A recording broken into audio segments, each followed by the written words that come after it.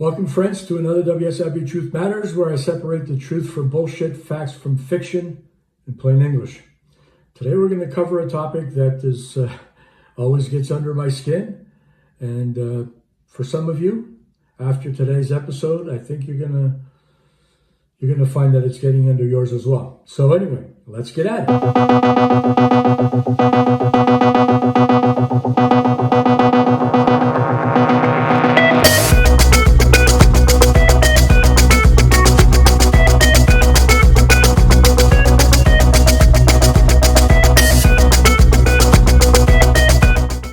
And we're back. All right, friends. So, in today's topic, I'm going to talk about the mistakes that WSIB decision makers make. And when I talk about decision makers, I'm talking about case managers, eligibility adjudicators, return to work specialists, managers, directors, and so on and so on. And it never surprises me that after over 30 years of dealing with these people, I see the same crap over and over and over. And then they wonder why they can't be trusted. So, we're taught at a young age, particularly in high school, that the government is there to help us, to provide services, access to information in a manner that we can understand and that we can apply in our daily lives for one thing or another. It's their job, and we learn that. Kind of like with your doctor. You go to your doctor if you have a cold or some kind of a pain, and you talk to your doctor about it, and the doctor says, okay, yeah, I can see what you have, and makes recommendations or provides some medication. You expect that it's going to be to help you. And it may not always do the job, but if it doesn't, and you go back to the doctor is going to do whatever he or she can to make things better, whether it be different testing or a different medication. Again, they're doing that, and they're doing that to help you get better. And you trust that because you're not a doctor, right? And it's kind of like a mechanic. You take your car to the mechanic, you trust that the mechanic knows what they're doing. Well, the same thing goes for the WSIB. It's not incumbent on the worker, you, to learn about the laws. And they're very complex, they're very extensive. Believe me, I see paralegals and lawyers still struggle with getting this one right.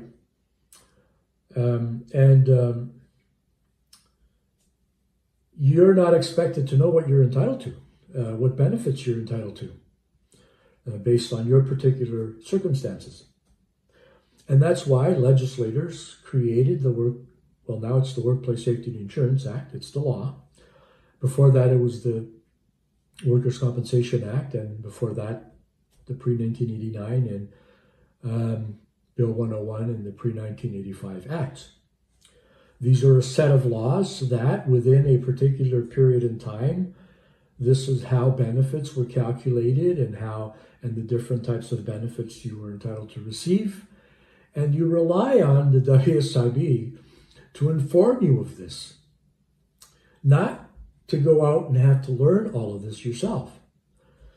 And you're supposed to trust that what they're telling you is accurate and true and in your best interest. So why is it that it always feels like all they do is put up roadblocks anytime that you're trying to gain entitlement for something? They always defer to the I'm not going to allow mentality, and then on that premise, proceed to use the law or whatever law they think is accurate and the policy, whichever policy they think better fits their intentions, and then use whatever evidence that may, in a very, very fine line, present some very minute indication that you may or may not be entitled to something, and then they proceed to make decisions from that premise, as opposed to, hey, listen, okay, I think that there's something in the law that might actually help. Let me look at it and see what I can come up with, because, you know, if there is something that in the law that would allow me to make this decision in your favor, then that's what I'd like to do. It's a whole different premise, right? But these fucking idiots. I see it over and over and over. It's hundreds of cases where they always work from the premise that they're going to deny, that they're going to find reasons to deny, to screw you over. So the thumbnail is, WSIB case managers make mistakes. It's a fact. And understanding what those mistakes are and then being able to address it requires that you become a well-informed individual on the workers' compensation laws, Workplace Safety and Insurance Act, Workers' Compensation Act, and the ones that I've described. So legislators didn't create the laws on that premise. They didn't sit around and debate laws and go back and forth and come up with these laws to try and screw you. They didn't. They did it because they wanted to make sure that there's something there that will be able to address most scenarios that the average injured worker or ill worker will face, to try and find written solutions to address that, to help the person. That's why these laws exist. It wasn't to deny you. And policies change, and sometimes policies change because inadequate policies were being used. And in most cases, the tribunal will go back to the board in decisions that they make and say, hey, you're not applying, this policy doesn't conform to this particular section of the act. And then policies get changed. But if we lived in that world, I wouldn't be here talking to you, and you wouldn't be cut off right now as maybe the case, or you wouldn't be under threat that you were being cut off, or you wouldn't be in a situation where you have so many questions about what kind of treatment, how much treatment is the WSIB supposed to provide, and why is the WSIB overruling your doctors? And the list goes on and on and on, right?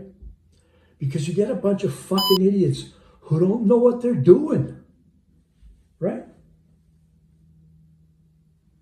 See? They just don't.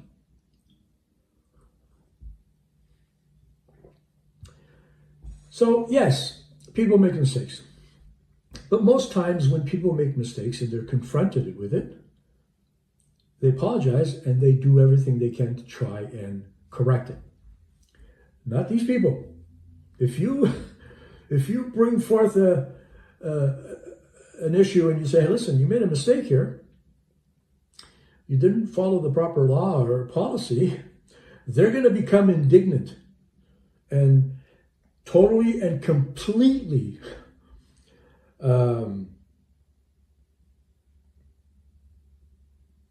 disrespectful. Their egos are going to stand in the way of doing the right thing. And now you got a battle on your hands. Because they have the knife to cut the cake, and they can decide when the cake's cut and who the fuck eats it. and get served. So the only way to address that kind of bullshit is to go up the ladder, because eventually you're going to find somebody who's going to say, no, this isn't the way things should be done. But, and I've talked in the last few videos about how to do that. And believe me, we do this all the time. And we get their attention. But if we look at why case managers make mistakes, well, because they're inexperienced. A lot of them don't know what they're doing. They don't know the laws and the policies. In my experience, this is based on hundreds of thousands of cases I've looked at, right? They don't know what they're doing. They have large caseloads, poor management oversight. So their managers don't know what they're doing and how to provide proper oversight to make sure that they catch the situations where erroneous mistakes are being made to have them corrected. And if your managers aren't doing that, and they're in a lot of cases siding with the idiot who made the wrong decision to begin with, then they're useless. Really, they're useless. They shouldn't be there. So you're going to have inexperienced managers and directors and VPs and other staff all the way up the ladder, and don't let them fool you. A lot of them don't know what the hell they're doing. They're directors and VPs, but they wouldn't know Section 147.4 of the Workers' Compensation Act, pre-1990 claims, or Section 43.9 supplement that would be paid to a recipient of a future economic loss benefit under Bill 162 claims. Or they wouldn't know how to go about, applying the special policy for calculating benefits for learners and students and apprentices and that kind of stuff, right? I just touched on three different acts with three different legislations and how benefits are calculated, but you're not going to find many of them that know that. They just don't, right? So they're just there to look at shit and, I don't know, make themselves useful or appear useful. But in my experience, a lot of them don't know what the fuck they're doing, right? It's sad, but it is what it is, and I call it like it is, my friends. You know that. I talk about it in plain English. I talk about my experiences, right? The things that I see, that I can prove, but they never challenge me because they know. They know that I got the goods, right? I can show in thousands of files just how absolutely fucking inadequate they are, right?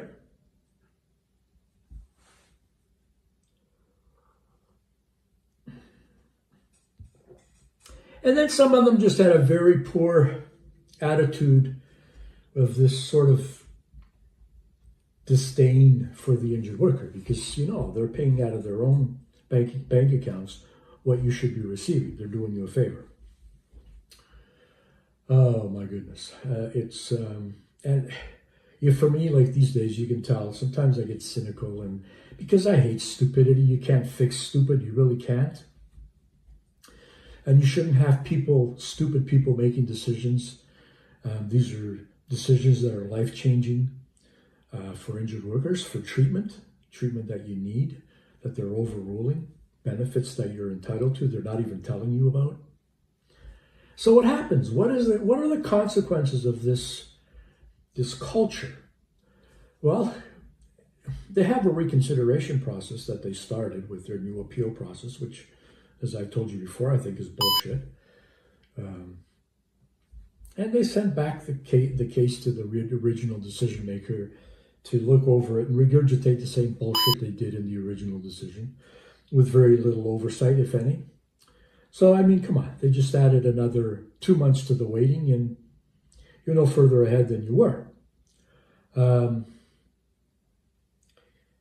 All of this can add to months and years of waiting to get some sort of resolution. And that's if you didn't give up and you appeal. And good luck with the Workplace Safety Insurance Board's Appeal Services Division, because you know how I feel about them. I don't think they know what the hell they're doing either. I think that you're only going to get justices at the Workplace Safety Insurance Appeals Tribunal because they believe in the law, they believe in following the law, and they actually want to help you if they can. So, but what's the worst case scenario? Well, the worst case scenario is that those mistakes can go on undetected forever. And so you may not ever get any benefits that you're entitled to, and never even know how to apply or appeal for that? Because you don't know what you're entitled to. See? So it's a win-win-win situation for these people. A system that was set up to help the worker, it's a win-win-win situation for them. I had an interesting case recently, right? Where they offset the CBP portion of the child benefit, right? They offset that from the worker's full LOE, right? Well, you can't do that. You just can't do that.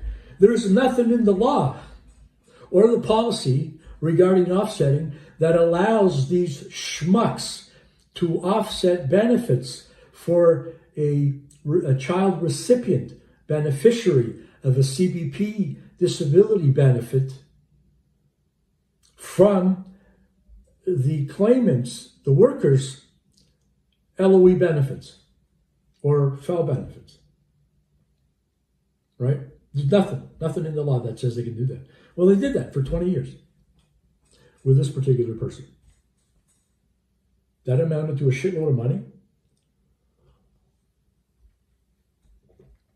But guess what happened within those 20 years? Well, that person who already was in financial peril wasn't receiving the added money per month that could have made a huge difference in her life, because they took the money that wasn't theirs to take. It should actually be considered theft, because where the policy allows the WSIB to offset CPP benefits, the policy does not in any way, shape, or form even mention that they're allowed to take a child CPP benefit. That is theft. That is criminal, right? But that's a topic for another day. Now, here's the thing. If these issues go uncorrected, and let's say that you appeal, and you spend 2-3 years, you go through the tribunal process, and they allow benefits. They direct the board to correct their error.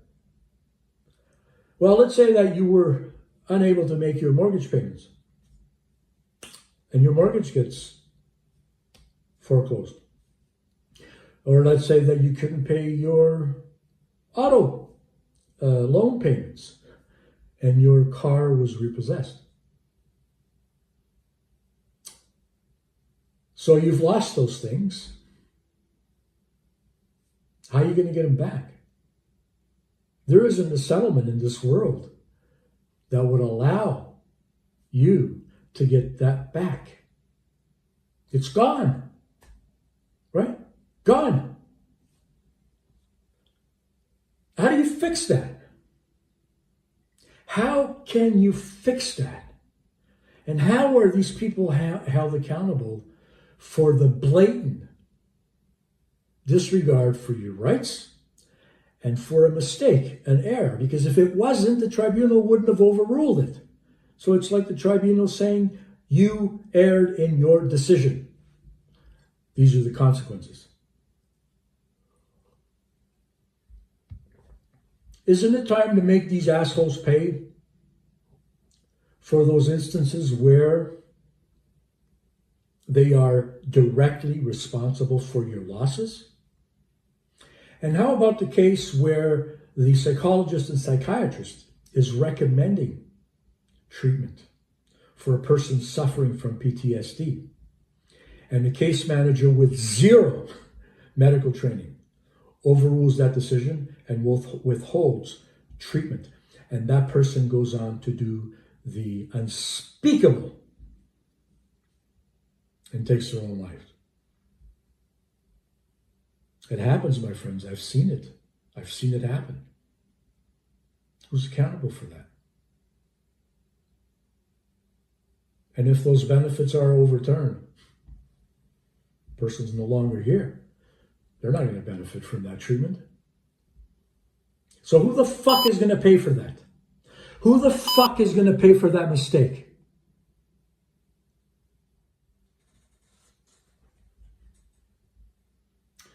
So I leave you with this, my friends, as I always do. I'm here to inform injured workers. I have over 30 years of experience dealing with the Workplace Safety and Insurance Board and the Workplace Safety and Insurance Appeals Tribunal, dealing with all of the 4 major legislations in the last 40 years, not just reading it over and glancing at it, actually making arguments, introducing the law and introducing the relevant policies and highlighting the evidence to ensure that decisions are overturned. I've done it, all of it. I didn't just read it. I can talk circles around any of those idiots about how those laws function and how they should be implemented. I'm here to do that as much as I can. It's free. If you're not already a subscriber of my channel, I welcome you, first of all, to the channel. And as you can see, I'm very passionate about these issues. And it's free to become a subscriber. So I've got over 160 videos with all sorts of information on there, and I've got way more content to provide. As much as they would like that I shut it down, it's never going to happen, not as long as I can breathe and have the pulse. And so if you can share my videos with others, because trust me, there's thousands of people in this province who are owed money right now. They're owed money. Maybe likely you watching this video, and you don't even know about it. So that's my goal. I want to reach as many people as I can. I built the largest paralegal firm in Ontario with over 10,000 clients over the period of about 30 years. And with paralegals and file assistants and case managers working for my firm, and we settled over $300 million in settlements for our clients. So I know what I'm talking about. And they fear that. They don't like that. But you know what? I'm going to keep talking. So if you keep sharing my videos, and if you like my videos, and you keep tuning in to watch my videos, I'm going to keep talking. And that's why I went out and got the biggest bullhorn in the world, which is YouTube, to talk about this, to let people know. And there are ways to get back at them, believe me. And there are ways to get their attention as well. All right, my friends. So until the next time, as you know, I will be back again. I don't know what I'm going to talk about in a few days, but it's going to be interesting. And as always, take care.